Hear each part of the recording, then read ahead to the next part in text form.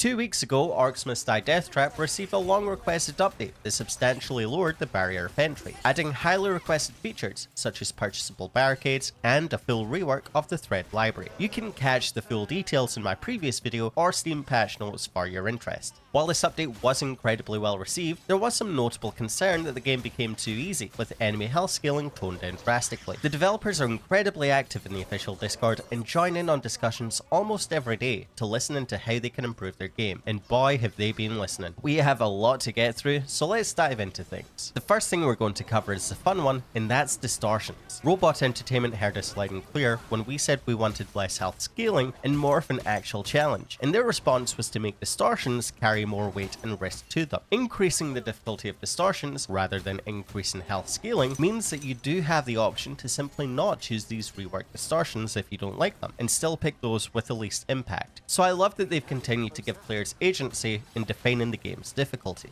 So what Distortions have been changed? The Bring the Heat Distortion would provide 2 Fire Ogres per wave. Fire Ogres are huge damage sponges while carrying fire resistance, and this is on top of an area of effect attack that can break barricades if you're fighting too close to them. This distortion has been altered to add a 3rd Fire Ogre to the wave. This honestly isn't too bad, as Fire Ogres are relatively easy to deal with, and in my opinion, are less of a threat to barricades than say Kobold Sappers or Dynamite Archers. Even compared to Fire Elementals, I'd probably still pick Fire Ogres. When Fire Ogres spawn from unstable rifts, they spawn in groups of 3, so this simply matches that. Next, Beefy Bosses increases boss health from 50% to 100%, Thick Skin increases Orc health from 25% to 50%, and Heavy Hitters increases Orc damage from 25% to 50%, doubling all these modifiers. Now while yes, 2 of these are health increases, this is still considerably less health than the health scaling we had prior to the update 2 weeks ago. If you've already beaten the 4 bosses, you're likely not going to play against them again unless your other distortion options are terrible. So despite this increase,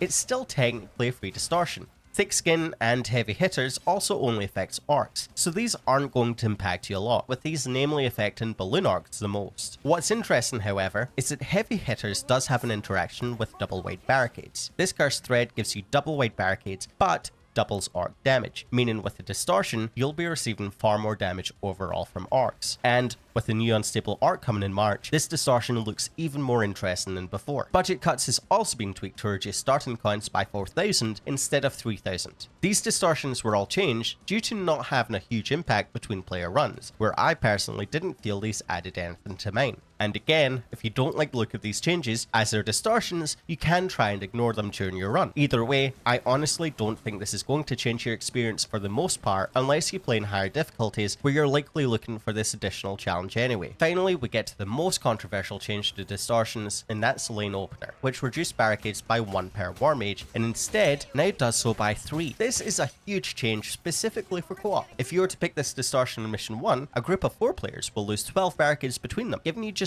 1 each. The reason for this change is because barricades are in plentiful more supply now, as a result of all the barricade buffs we received last patch. It is incredibly easy to earn more barricades in co-op compared to single player, with Elite Lane Changer giving 2 barricades no longer being sole exclusive. The Rift Blessing that gives +1 barricade to each war mage drastically impacts co-op more than solo. The new Thread Skips giving a spare barricade to each war mage that picks this, and you can of course purchase Rift barricades on top of all that. So while this is still a very considerable change, especially as a mission 1 distortion, the amount of barricades you now earn in co-op really lowers its impact overall. This change did receive instant negative feedback, however. Now I can confirm that this is now being changed to -2 barricades rather than -3. This means in 4-player co-op, you'll be down to 8 barricades between everyone rather than 4. The final unfortunate change to Distortions is Scramble, which is now currently disabled. This is to address complaints around the bug, which causes players to load in with no traps. However, there are some rumours floating around that when it returns in March, it might be a much better experience than before, so keep an eye on that one. Now, outside of Distortions, there have been some further balance changes in terms of making the game a little more difficult too. The first change revolves around random onslaught nodes. To most players, these 3 words would mean nothing to you, but random onslaught nodes are essentially spawn points in gates that will spawn a random group of enemies. This is why sometimes in a map you'll have a Cyclops Druid on wave 2, and other times you'll have an extra group of light orcs. Last update also touched on these nodes, reducing overall null hunters, which did drastically reduce difficulty as you find these spawn in far less than before. Now, when random enemies spawn from these nodes in general, they'll spawn in a slightly greater number than before. I haven't noticed this affect null hunters however, so I don't think they've been increased as well. On top of this,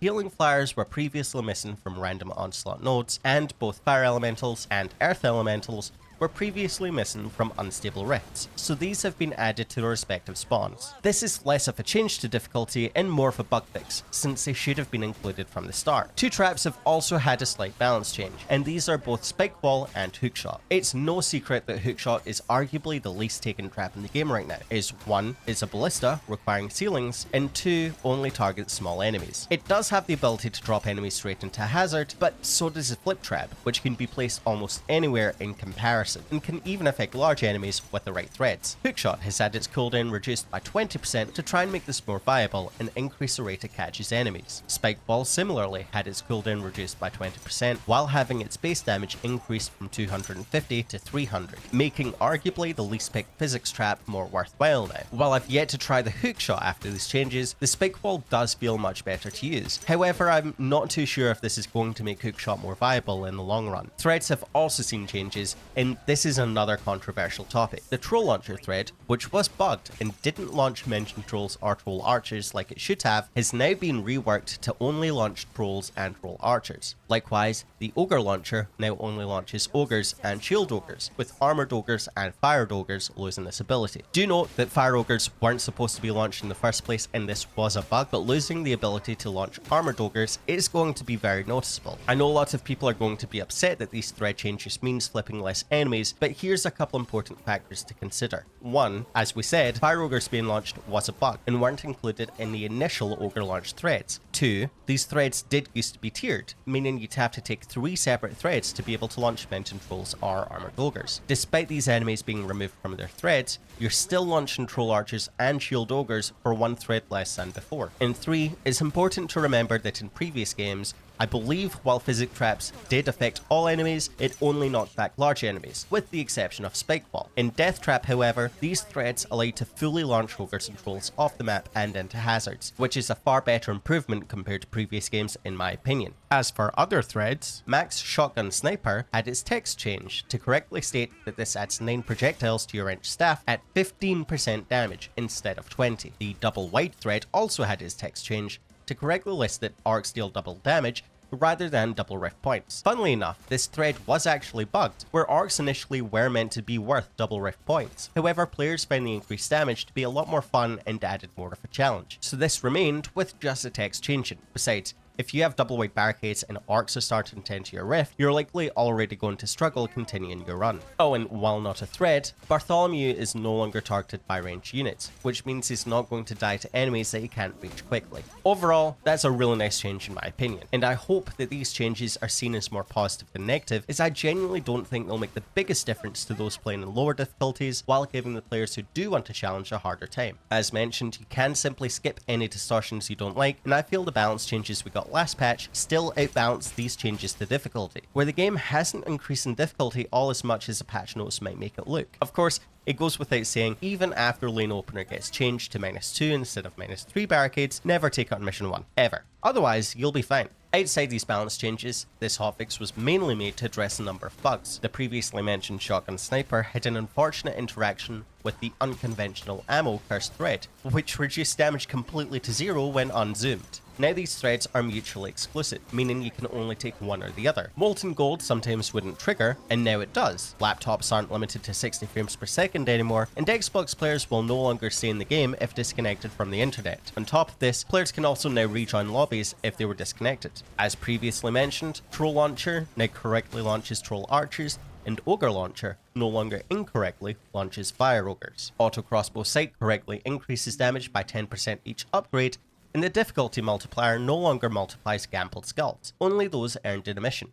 Other bug fixes include Ghostfang dying instantly on spawn at specific instances, blunderbuss ammo not increasing ammo correctly, perception traps such as ballistas and poison flowers not firing properly on Warmage Museum while raining, quicksave now correctly maintains data when loading in, such as enemy scaling no longer resetting around quick load, and Max's user interface icons no longer default to Harlows. Skulls are no longer lost from losing a gamble if at the cap of 99,999 skulls, and players cannot reroll coin costs enough to make this limit become zero. Lastly, we have a warning message if profiles are corrupted, and the Threads of Fate and Remember You Chose achievement requirements are now correctly flipped over. For areas the developers are still investigating, other Ghostfang spawn points that kill him instantly are being looked into, disconnect and player spawn issues are being investigated, and more quicksave and crossplay issues are being looked into. Finally, enemies stuck at 0 health while walking to the rift is also being investigated. That's all for this hotfix.